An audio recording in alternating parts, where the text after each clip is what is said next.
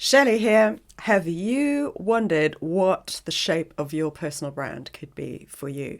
Today, in this episode, I am speaking to someone with a very, very complicated work background, and somehow he has managed to simplify things to the point where it's easy for him to communicate and express what it is that he does. So come and join me. You'll enjoy this episode.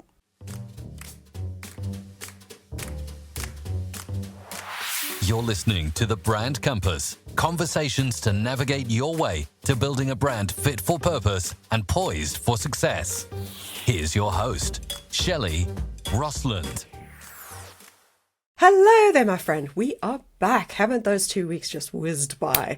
I'm excited because today is our first conversation in a series that I planned to tickle your earbuds. So if you're a regular to the show, you'll know that this is the place where we get into the nitty-gritty about all the ways in which your personal brand meets the humans you serve. I'm Shelley, your host on this conversational journey, and today's episode is the first of many where what I'm going to do is bring on some people on the show who share how they are faring out in the world using their personal brands and what that looks and actually feels like for them. So every guest is going to be a subject matter expert in their field, and I've tried to actually pick people that are pretty extraordinary and come from very different fields that you might be used to hearing and listening about. So in today's episode, I'm going to introduce you to someone I've known since the summer of 2020. He'll have to correct me. I'm pretty sure that's how I could track it back. He's actually one of my favorite regular listeners to the show, and that is Gordon Fong. So I am going to I'll tell you why I've chosen Gordon actually for the show, because he's got a very unusual area that he works in, and he's worked really hard to develop his approach to how he actually communicates with the world. So let me give you a bit of background to him, and then we can jump right into the conversation. So Gordon is a businessman who specializes in the areas of digital, data and defense. He's a director, partner and shareholder for 3 brands that cover managed hosting services for local businesses and UK government, a web development company that specializes in membership organizations and local councils, and lastly, a professional consultation services company which serves the security sector and law enforcement. And when he's not working, he enjoys getting deeply involved in his local community and is a big foodie, and he loves championing local eateries and businesses on social media. I love watching his posts. He's married to Angela, and they've lived in on the south coast of England in Dorset for almost 30 years. Welcome, Gordon. Hello everyone. That's a long introduction, isn't it? Indeed, I don't think you can make up much of an elevator pitch from that. No, I'll keep working on it. You need a small building to do the elevator. A very long elevator. I'm sure having our listeners now, having heard that introduction, I thought, oh my goodness, when on earth do you get to sleep? Like, how many hours in the day do you have? But also, probably could I have slowed that down and said again what the heck it is that you do, right? So, but I know your example is pretty extreme, but I think many of us as professionals have difficulty trying to explain, especially knowledge workers, right, what it is that we actually do. So I wonder, to get us started, maybe we can scroll back a little bit in time and ask, like, when did you come to actually work out what you talk about today being the thing that you talk about or that you want to be known or recognized for? I guess I have to rewind all the way back to year 2000 when I co-founded the web business. And for about 15 years, I was quite hidden away. I didn't really step forward to represent the business. And I think that's partly related to how I grew up, my kind of childhood. You know, where we lived in the north east of England, we were one of a handful of non-white people living in this kind of 80s northern town. And back then, there was a very large anti-immigration rhetoric. So, you know, for me, being seen was not a good thing, and that's maybe followed me into work and not wanting to be seen, to hide away, you know, for about 15 years. But I did make a conscious decision that I needed to step forward. But around that time, I'd been working, as you mentioned, you know, promoting, using social media, and just getting involved in the local foodie scene. So my little blogs, videos, and tweeting was picked up by a lot of people, and people would come up to me and say, "Oh, are you Gordon Fong?" And thank me for what I did for the community kind of thing. And Oh, to me, I would really cringe. I would really cringe and go, oh no, that kind of thing. But actually now I've learned to accept compliments because they really do come from a good place and a safe place. And it wasn't until 2018 at the Yoda Media Conference when Mark Schaefer did his keynote speech that everything really clicked and came together. He's got a book called Known, and he kind of said, you can be known for what you do, but you don't need to be famous or chase celebrity. And all of that really came together, and it highly resonated with me. And I thought, yep, I can do what I do, I can be known for what I do, but I don't have to be loud about it. about it all. Yeah. And then that kind of, the work I did and the efforts I put in terms of my personal life and that kind of, not strategy, I'm not a strategic person, but that kind of supporting, being supportive, getting involved, I kind of took that through into my business life. Nice. So in the business community, I'm always highly supportive of what other people do, the area, the sector. I'll turn up to other people's events just to get involved. And over time, I've learned, especially through the Yoda Media community, that I can be this kind of voice. I don't have to be some marketing guru, which I'm not. But actually, at the end of the day, what you see is myself. This authenticity, because I know no other way to behave, and I think that transcends. It follows through from my personal life to my business life. So if I took a business person and brought them back to Southbourne, he'd see the same person and see the same interaction with that community as with a personal friend. Taking them to the business communities we go, they'll see the same person. I think, and that's where this if people talk about personal branding, it's I know there's definitions of it's what they say about you when you're not there, etc. But I think it's just being true across both Being areas. consistent, yeah. And there was a particular video, right? Because you are involved in these 3 different businesses. It is pretty difficult to try and figure out. When we work with clients for their personal brand, we try and figure out that positioning that sets you above all of that. And I mean, yours is quite tricky to do. And I mean, we've never worked on yours, but I'd quite like the challenge. But there was a video you did, didn't you? The first one you did. Tell me about that, when it was, and how that led to where you are today in terms of what you're saying. Yeah, it was back in early January 2023. And every time I meet somebody, they all say, what is it that you really do? And you've given my introduction across all the different services. And I thought, you know what? I'm just going to do a little video in my own way, in my own voice, in my own quirkiness, just to share what it is that I do. And hopefully it came across that there was a bit of web stuff in there. We have our own data center here in the Innovation Park, but also some of the national security elements. I did talk about, safety and protecting lives, that kind of area that we do get involved with. So that was my little attempt at sharing what I do. And if anybody asks, I'll just show them that video. But by doing that video, which is very, very freeing in terms of, how I felt before then, stepping up from behind the keyboard to all the way to the front, it was very freeing. And I thought, actually, I quite enjoyed it. And I thought I'll take that forward, especially with this public safety sector, which kind of encompasses law enforcement, national security and defence. The kind of marketing and comms in public safety can be quite uptight, especially with the kind of larger contractors and the organisations. And I thought, I've been asked to try and bring the 𝗧𝗛𝗜𝗦 brand more forward, and I thought I wanted to do something different, but the only thing I can do is be me and be quirky. And I thought, actually, if I took that approach, then hopefully people can see 𝗧𝗛𝗜𝗦 in a more personal way, and the kind of humans behind it, as opposed to glossy marketing and communications and more word salad, which I think we need less of in this world. Yeah, for sure. And you said that by kind of starting to flex those muscles, you started to realize that actually you would like to focus more on that. That's the consultancy services side, the personal services side, because it was a bit more easier, wasn't it, to almost become that human face that drew the business in as well. So at least you settled in your mind by going through this kind of trial and error and experience, that actually that's the side that you wanted to do. It's not that it's the only thing that you do, but you focus quite a bit of your time on that, right? At the minute, it's the bulk of the revenues, and it's where the opportunities lie. So Yeah. For business, I kind of support the business from the sides, as it were, because the existing relationships with the business partners and associates they come from a position of trust when you've been in this sector for a long time. Yes. You kind of come across different consultants and agencies along the way, but that's not been my world for the last kind of 15, 20 years or whatever.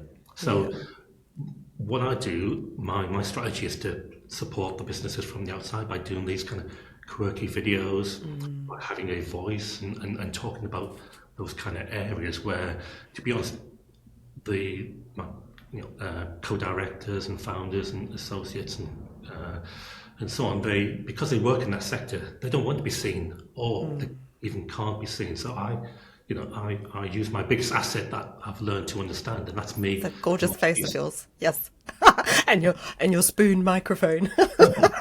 I wanted to use a pair of chopsticks actually, but I couldn't. I forgot to bring them. So Chopstick. Oh, yeah, very nice, very nice. You could have different coloured ones as well. You could mix it up.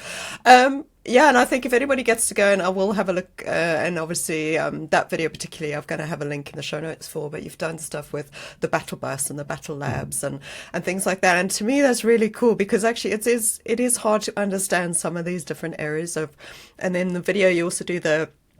I'm going to use a very layman's term. What's that tent that you go in that secures the communications? You know, was in the video. Oh, the Faraday cage. Yeah, a Faraday cage, right? So the thing is, you're not breaking secrets by doing these things. We're all au fait with these things. We watch TV, you know, we watch all of these things. So some of these things are actually safe to talk about, but what they're also doing is they're giving your audience an understanding of the breadth and length of the different areas that you're actually working. So I think what you're doing is brilliant. So you touched a little bit on what you were saying, Gordon, in terms of personal brand. So I think what it would be really nice is to kind of hear you describe, because I don't necessarily like the concept or the phrase personal brand because it has so many bad connotations for people. But actually, I want to shine a light on actually there's some really good, fun and very comfortable things around this concept that we can get used to. How would you define it for yourself? For myself, I guess it's the personification of my personal life, my business life, and the fact that it's the same, and hopefully I'll leave the same impression to the people I'm meeting in my personal life and my business life. But you know, the kind of definition of it's how you make people feel. It's what they say about you when you're not in the room. I guess by turning up and by getting involved, I have made use of my biggest asset, which is. You know, Gordon, I'm one of very few Chinese people in that kind of local business. You're very recognisable as well. Exactly. So from a position where I didn't want to be seen, and being seen wasn't dangerous per se, but it wasn't great back in the 80s, to a position where actually I recognised by just turning up, people will connect me, my face, to the brand, to the posts on LinkedIn, and that's how I built that kind of personal branding along the way. And I think what you'd said to me in the past is over time what's happened is for the professional services side that you are trying to focus on, what you've ended up doing is opening up your partners and your stakeholders to much higher level of connections within the sector, because those people, when they're talking to your colleagues, are like, oh yeah, I saw Gordon out on the innovation site check, talking to people, and what was that Battle Bus video, and it actually piqued people's interest from a human level, even if they didn't directly talk to you. But it must be quite satisfying to hear that from your colleagues going, oh, Gordon, yeah, someone saw your video.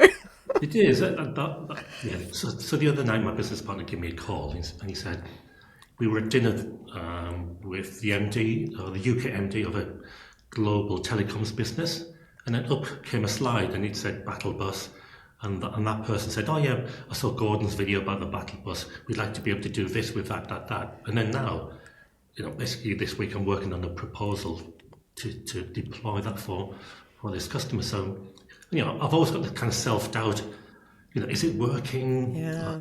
does it make any difference? And we know content can take a long time to take hold, but to have that kind of feedback quite soon after that video, it just kind of validates, the effort that I'm putting in. And in all honesty, there's no one else in the company that would be able to do these kind of things. So I have to be the face of the business, or the face of the business on LinkedIn. Anyway, yeah. Yeah, and on Instagram, I follow both of them, so it's quite, because they're different communities as well. You never know who you get on that. So there's an element here, like a bit of an elephant in the room for people that are listening, because we said at the beginning of our conversation, obviously you were a little bit reticent to come out in the beginning, right? So maybe talk us through your comfort timeline. So how comfortable, are you now about putting yourself more out there, and take us back to how you felt in the beginning. How did you overcome it? I guess now, as I said, I've figured out that I am my biggest asset, so I have to use it. And it's only been, going through doing more and more content that you do get more comfortable. Mm-hmm. So it's once you understand that, then actually it doesn't matter that you might have felt the last one wasn't great, but actually you've got another one underneath your belt and you can progress and be better. But at the very beginning, it was absolutely awkward getting or doing anything, just posting on social media, because you have this kind of little voice. Who do you think you are? Why would anybody kind of listen to you? But there is a purpose behind. If you have a real purpose, authentic purpose behind what you're doing, then it becomes less of an issue. But I know people talk about imposter syndrome, and for me, yes, we go through imposter syndrome, but it should be just a transient point in time, transient point in your journey that you go through. You kind of think about it. But then the work that you do takes you to the next level. And you might have imposter syndrome at the next level. Let's say you're a small business and then you're working on a regional level. Then you kind of start going to the Houses of Parliament and talking to MPs. You'll have imposter syndrome at each kind of level, and that's fine. But if the more you talk about it and say, I suffer from it, then you kind of let yourself dwell into it. I do kind of acknowledge it, and that kind of feeling spurs you on. But in terms of getting, I use this phrase from getting behind the keyboard and the camera to being in front of an audience and then being on stage. That was my kind of journey. There was no strategy to it, but it was through making more and more content that I did get more confident to kind of get from behind just posting text to posting photographs, to then me being in the photograph, then me being in the video, nice, speaking to a room, and then speaking to a whole theatre of 100+ kind of people. It's not easy, but little bits along the way just really help. And actually being part of a supportive community and having supportive people also helps, and is invaluable also. Basically, you're a classic case of someone stretching that comfort zone. So it might have started as a tiny little small circle, but now because you've stretched that comfort zone out, you're widening it more and more by day. Yeah. And I quite like the fact that what you're also reinforcing for me, which I say to my daughter Madison, who thinks you're just born with confidence. I was like, no, Maddie, this is not a thing. You have to, you have to practice, and with the practice and the doing comes the confidence. And the same with perfection, isn't it? You can't just be perfect from that very first thing. So I think you're an excellent case for that. Now when people ask me to take part or support their event, I'll generally say yes before my kind of voice says no. Mm-hmm. And I'll generally try and support every event if somebody asks me to talk, unless it's on a subject where I know nothing about, because I think you will get called out quite easily if it's like a technical subject that you don't know anything about.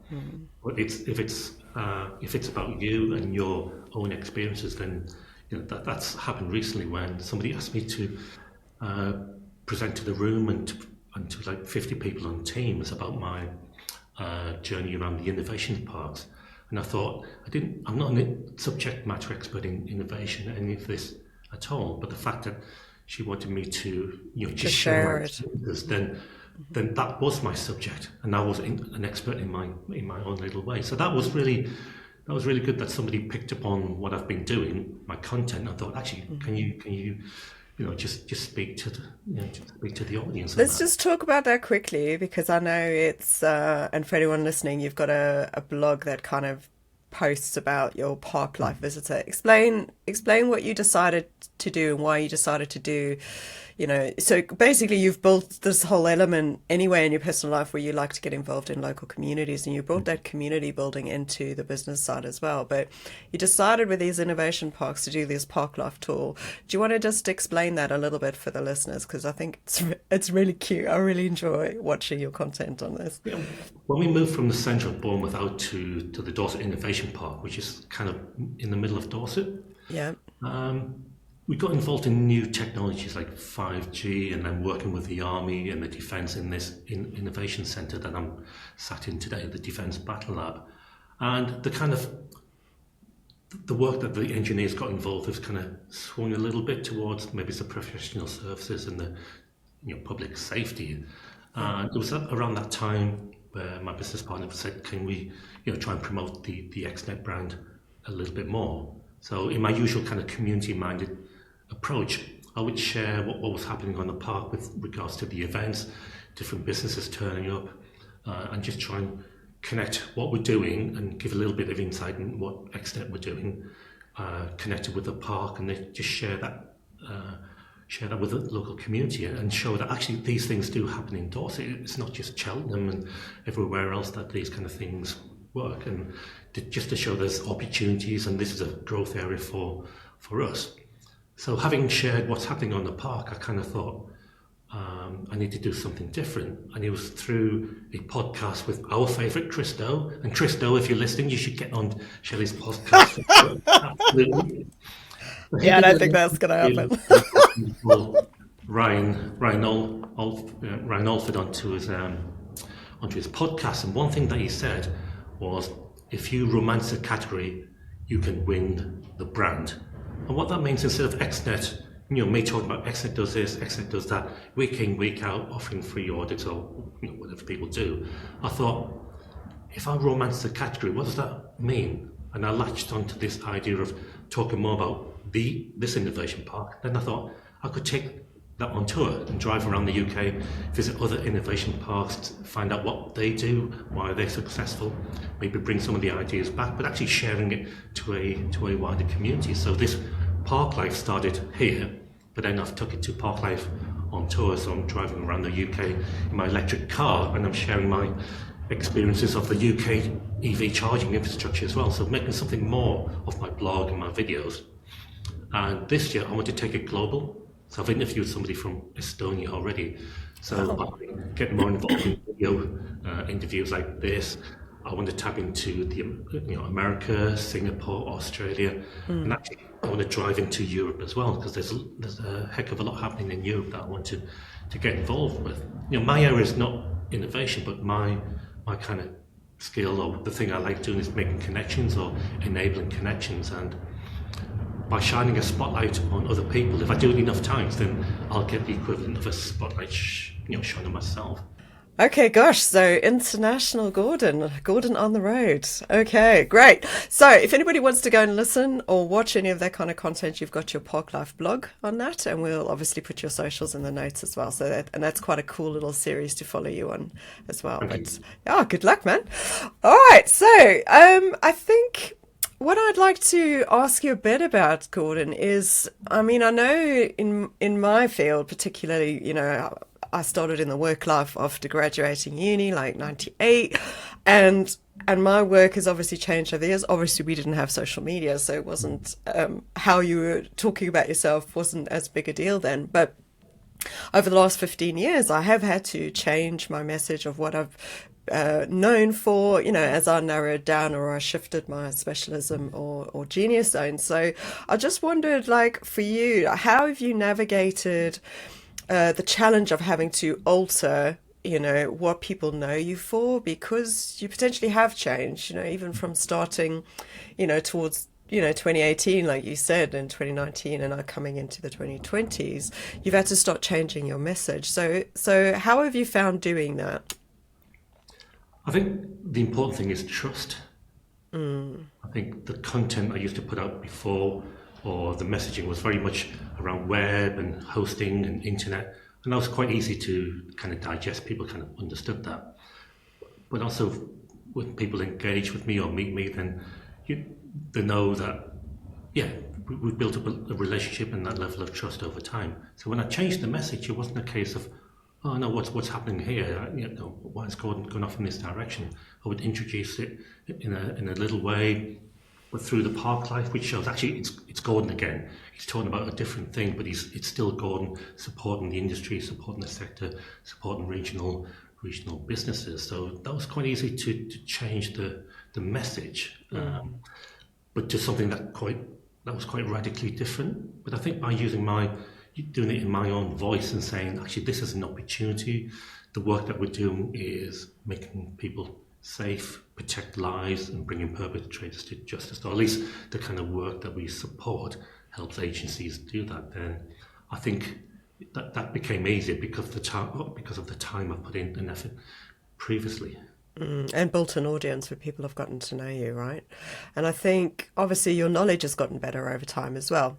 For the industry that you're in, it's gotten potentially easier for you to also explain things a bit more plain language and give some real life examples to people to understand the work that you do. Yeah, I think in the most part there are things that I just don't know about because actually it's not in my remit to know. But I think understanding, again, it's about protecting lives, making this country a safer place to do business, and the kind of technologies that bring perpetrators to justice. I can talk around that in fairly generic ways, but that people will understand as well, though. Yeah. People don't need to know the detail, but actually, it's the reason, the purpose behind these things is important. Nice, and that's kind of what we would kind of call about talking about your main, almost your content themes or your key messages that you would keep pinning everything that you're doing on around, when you start to flesh out your personal brand. So I think that's brilliant, and you've gotten to that almost naturally, haven't you? And I think what you've also highlighted for me, Gordon, is the fact that it's important for subject matter experts that, because the bit that you're talking about there about your knowledge and knowing how much or how little to share, you're being responsible about how you hold, retain and share or update your knowledge over time. And I think that's, for me, for true subject matter experts who are trying to do good in the world and work for good people and doing good things, they are responsible with that knowledge that they hold. And so I think what you're displaying there is a really good opportunity where you're deciding, because also there's an issue where you try and share too much stuff, isn't it? You flood people with far too much detail, and they can't see through all of the nonsense. I think you're very good at keeping things fairly simple and succinct and easy for people to latch onto. Would you say? An approach where you produce some utility content that helps people. You have some kind of human content behind the scenes about the business. But then sometimes you do have to talk about the business. At the end of the day, we need revenues, we need new customers. So understanding there's different types of content you should be creating, but also the proportions is very important. To oversell just puts people off. Nice. But sometimes you need to make a stand. You need to have some kind of leadership voice along the way. And it's important to be able to have the trust of your audience that you've already connected with, that you haven't bombarded them or oversold yourself, for them to go, actually, I'll read into this or listen to Gordon's interview a little bit more, as opposed to just, it's just another sales pitch. This goes for online and offline, isn't it? Because you go to a lot of meetings, like you say, you are out doing this content on innovation parks, but behind the scenes you're actually having conversations with people. You're not just sticking the camera in people's faces all the time. You're actually building connections all the time. And I think so it's really all about how you think, act and behave. Your whole personal brand is it's all about you. It's not just about the things you choose to put on social media, isn't it? Yeah, and going out and meeting people, going to events, we shouldn't underestimate the time, effort, and the cost that is on any business, small or large. I'm lucky because the business affords me to go out and do that, but not everyone can do that. But it's still so important to get out there. see people in real life. Yeah, it is good to keep that mix of stuff as well. So I think the last thing I want to ask you, Gordon, which was inspired a little bit by one of my previous guests who came on, Nikki St. Paul, is we talked on her episode about being in the flow, this finding this almost like your genius zone where time just disappears. And I wanted to ask you, like, what does your in the flow look like? When is Gordon Addy's happiest, where hours have just disappeared and you go, God, that was a good day? Because we've got several offices, one which is only about 10 minutes away, here on the park, which is about 1 hour away. I do a lot of thinking on that drive, whether I'm listening to podcasts and an idea comes up, or I'm thinking about maybe how to word a business proposal or a service. So by the time I arrive at the park, I'm ready to, open up the laptop and go and put all my thoughts down. So that time just is really, really useful for me, and I make full use of it. There was one instance during COVID where I had this ideas come to my mind, and I'm not normally a cultural music person that creates things, but I had this idea about creating an online music event for the local community when kind of COVID rules were opening up, and just having local music artists do something really, really focused on that. What actually came out, somebody created a song and a little video about our Folkestone train station. Because it didn't have a lift, he made a little ditty about accessibility and etc. But that really was an issue that's been campaigning for 10, maybe 15 years. So I took that video and I did a little video on top to show footage of the train station and kind of made light of it. But that got picked up by the local TV, like ITV Meridian, and they give me a call and said, "Oh, we'd love to interview you about the video, etc., etc." And the fact that I said to them, you should speak to the local councillors who campaigned for absolute years and the local residents, speak to them, get them on camera, because it would have been rude, I think, and just not right that I kind of fronted that. So I said, speak to them, but I turned up when they were doing the filming, and the newspaper and the radio were there, and even they asked me, do I want to be on camera? No, it's all about these people. They spent the time and effort. I just did the easiest thing. You were the little magnet that managed to draw people's attention. Yeah. But it's that kind of thing where I just had those ideas and I just went with it. And like I said, after doing that initial content, those quirky videos, I find it really freeing to get involved. And then once I get those ideas, that's where the flow comes in, where I can put my little quirky stamp on my voice and just me being me. Yeah, lovely. So we just need to get you on space. That's all you do 24/7. Come up with ideas. Who's your cameraman? Is it just Justin, or do you have somebody else that comes around and? Well, Justin did that initial video, but I've got somebody called Nathan from Bournemouth University who's in the placement year here. So I think he's had a very different placement year than he expected. Yeah, he's got involved in all sorts of things, which is, I think that it'll help him, no doubt, no end really. Oh, I think so. I think, having to actually see what has to happen in order for these things to kind of affect business is really useful for young people as well. I think, gosh, Gordon, you've just been superb at creating really cool, easy to digest content for people to really understand how important some of your work and your businesses are. And I really love how you've built or pulled in, like you said, your personal reputation and brand. And I think it's just bloomed like year in year. You just seem to grow more into it, if that's possible, or we're just seeing more of it as it's coming out in your content as well. And you've really made it a shape that you're comfortable with, and I think it's nice seeing you have fun, and it's really delightful to kind of experience your online content and also you in person. Like you say, you are the same online as you are in person, and that's just magical. So I can really see that you love being and are enjoying being you more of the time, Gordon. Nobody else can be me. No, they cannot. No. I really appreciate your time today. Now, if anybody could get in touch and they'd like to maybe connect with you or follow your social media antics, where can they do that? LinkedIn and Instagram are my main accounts. If you want to take a look at my blog, it's parklife.gordonfong 𝗘𝗣𝗜𝗦𝗢𝗙.com. But connect with me on LinkedIn. Yeah, that's your main party place, isn't it? And I'm going to be popping all of the links in the show notes as well, so people can go and find you. Thanks again, Gordon. Thank you so much for coming on. Thanks, Shelley. Thank you. And that's it for today's episode, folks. Thank you so much for joining us. I think Gordon provides us with a great example of just getting out there and seeing what works for people he's trying to engage with, but also for him in what he's comfortable with and what he enjoys doing. I think he's reinforced for us that being more human, even in those giant industries that he works in, works. People crave familiarity, connection, funny stories, and conversation starters. And Gordon has proven that even in a business area like his, where the world seems scary, secretive, and terribly serious, personality and smiles still play a vital role in connecting humans at all levels of decision making.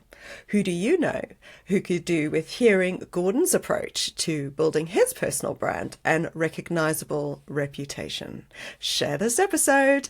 You know you want to. Until next time, my friends, stay strong, believe you have value, and make good brand decisions. Thank you for listening to The Brand Compass. If you enjoyed this episode, make sure to share it with your entrepreneurial friends and help them make good brand decisions. Until next time, let's keep the conversation going at 𝗘𝗣𝗜𝗦𝗢𝗘𝗟𝗟.com.